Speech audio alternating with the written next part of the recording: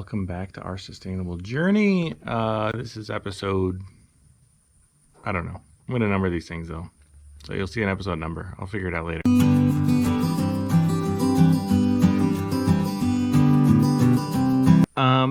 Today we are going to do some cool stuff with seeds and tomatoes, but I wanted to show you, give you another update. It's been busy as heck out here. So I am standing in a brand new shelter. So on Monday, so this is coming out on Saturday, by Monday, so many of you will see this, you know, because if you go to work on Monday, you probably watch YouTube videos, because who actually works. And on Monday, I will be coming back to the farm with a Dexter heifer and her calf. Or I guess cow and her heifer calf is really what you want to say. That will be the final animal addition for now to the farm. And we're kind of excited to welcome them. So the reason we chose Dexters, they're more tame, I guess, less aggressive, easier birthing, which is nice from everything I've read, is that there's zero help necessary. They give birth on their own. Their gestation period is pretty similar to humans. So the cow we're getting is actually bred. I think she's due in mid to late April. So we're gonna have 3 in the spring, so that'll be exciting. So we'll have lots of videos and stuff as we get them going. So that's one update. There are a few others, and I will show you them just now. Update number 2 would be these guys and gals. Technically, I think it's all gals, except there's one rooster in the mix. These were in a home that couldn't handle them any longer, so we decided to adopt them. So they're separate because you want to keep new flocks away from old flocks in case of disease and things like that. You want to get them checked out, make sure they're going to be healthy and whatnot. But we have some sapphire gems. I don't remember what those brown and white ones are. There's a couple Rhode Island Reds in the back. There's a few Easter eggers. There's an Isa Brown. Barred Rock. You can see her. So similar to what we have, for the most part. There's a few nuanced, new, different ones. And we don't have a rooster, and now we've got a rooster, so that'll be exciting. We'll see how that works out. Yeah, so we'll quarantine them for 30 to 60 days out here in the barn. And it's getting chilly anyway, so they're probably happy to be out here. And then we'll get them in with the rest of the flock. 3. The 13 hens and roosters that we got came with a couple of pullets. I don't know what these are. I'm guessing that's a white leghorn. Those are probably Easter eggers, but I'm not really sure. They didn't know, which is exciting. So we, again, have them quarantined in our little brooder box here while they grow up a little bit before we can bring them into the coop, because the other ones will just beat the heck out of them anyway. So we'll let them grow up so that they can hold their own. Probably move them into this little caged-in area that we just kind of quickly threw together for those ones. And then we'll get them out with the rest of the flock. So 16 new chickens, so we're up to 54 right now. We'll see if that grows. That's chicken math for you. Is Sarge, and this is Duke. Hi. They are Anatolian, I think it's Anatolian, Great Pyrenees mixes. We needed livestock guardian dogs, and that's what we've hired them to do. They seem up to the task. Sarge more so than Duke. Duke's the runt of the litter, so he's a little scared of just about everything right now.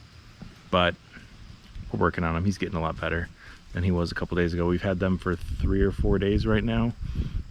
So we need to get them trained up and ready for work because they will be guarding the livestock, the chickens and the cows, and maybe more chickens. We'll probably do meat birds next year in the spring. And so these guys will be put to work keeping an eye on them and keeping them all safe, because that's their job. That's what they're trained to do. So hopefully they do a good job, but they're pretty darn adorable as they are. So even if they don't work out, we'll keep them around because they're pretty awesome. So on to the point of the episode. Seed saving is kind of important to us. So we only get heirloom seeds and we reuse them whenever we can. And the same thing applies to sunflowers. So we had a neighbor who loves to hunt doves, and so he always has tons of sunflower seeds, and so he let us have some. So we planted, I don't know, 150, somewhere in there, around our little patio because I like the way it looks. And now that the weather's changing, it's getting cold, and they've lost their spark, so you can see they're kind of all fading away here. It's time to harvest these seeds, and so we're gonna do that today, and I will show you how to do that, and then we can save some of these seeds for next year. So some of these will end up going to the chickens. Some of them we'll use for seeds for next year, and some of them we'll eat. Let me see if I can make some sunflower seeds. What you're looking for, let me see if I can find one that's super obvious that it's ready.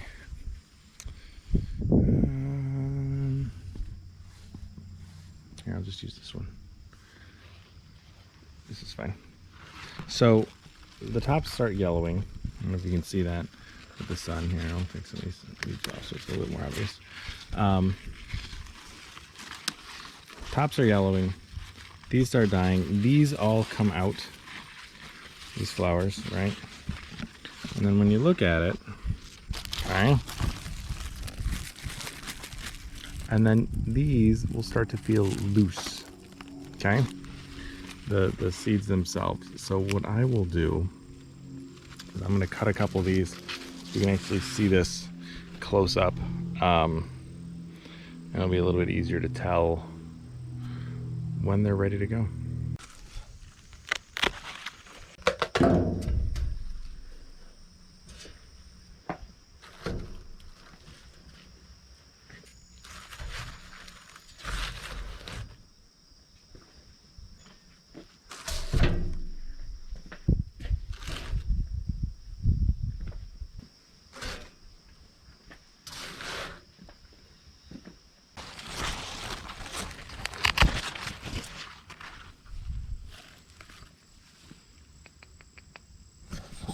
All right, I think that's all the ones on this side.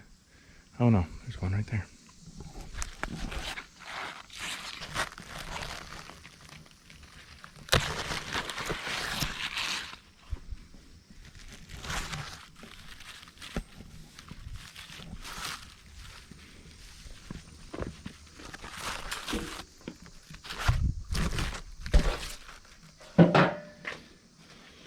Okay, I think that's a good start. So next up, we will deflower them, which is basically not what you think. Stop. Which is basically, we're going to take it, rub all this off there. So you can see the seeds that are inside. Tear off the seed cards, like that.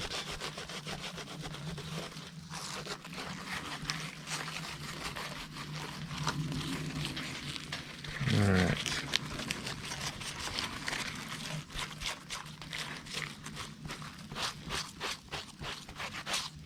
Because those seeds are what you're looking for. And so what I'll do is I will get a bowl. I will pop them out into the bowl. And then we can start the drying process because we're going to need to dry them too. So sometimes it's easier if you just pop them out like that, break them apart, then you just pull the seeds right out. Put them in the bowl. So we're going to do this for 13. And I will be doing this for a while. And so I will fast forward through this little process, and I will let you know how long it takes. All right, just finished one. I want to show you, not much, right? So it's like a handful or two. And you know, there's a lot of other things that get in here, stuff that not perfect. And so this is why you have to go through so many. Now, if I was just planting these for next year, this would be more than enough. But if we're eating them, or, you know, honestly, I'm probably going to give most of them to the chickens. Which, and I could give them to them just like this, with the heads, and just leave it the way it is and have them play with it and peck at it. But I'm going to make it easy for them and clean them up, get all the bad stuff out, because if I want to eat them, I want to eat them. Or if I want to use them for seeds, I'm going to use them for seeds. So that's one. We've got, you know, a lot more to go. So this is 2 heads of sunflowers. I'm just going to stop here for now because it's going to take me the rest of the afternoon because I've got other chores to do around the house. And so what you want to do is rinse them. So we're going to just fill this with some water, rinse them a little bit.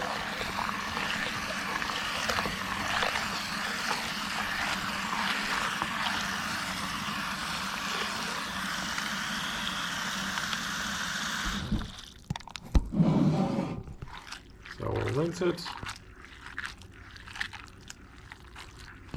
And then you're going to want to let them sit out to dry. So I just have these vegetable trays. I just put some burlap down, and we will lay these out to dry overnight, and then we'll check back on them in the morning and see if they've dried out. But essentially,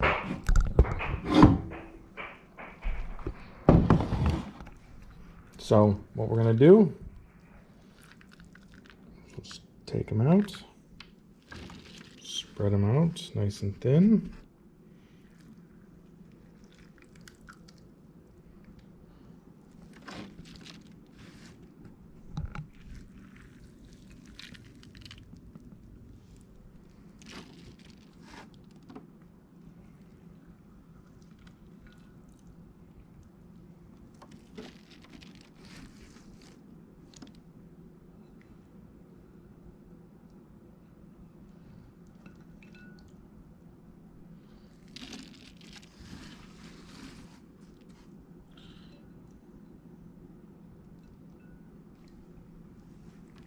And there we go.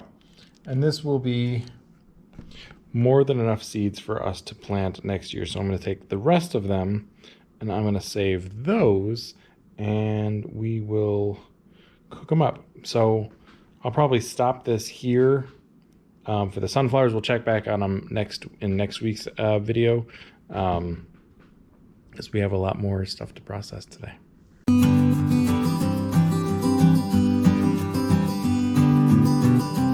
Not gonna be able to see me, but we've been having a tomato hornworm issue, and I've heard that black lights work well. This is probably traumatizing for everybody watching this. Work really well for spotting them, and so we're gonna go. It's the dead of night, so it's easy to see things. You see, it makes different stuff glow.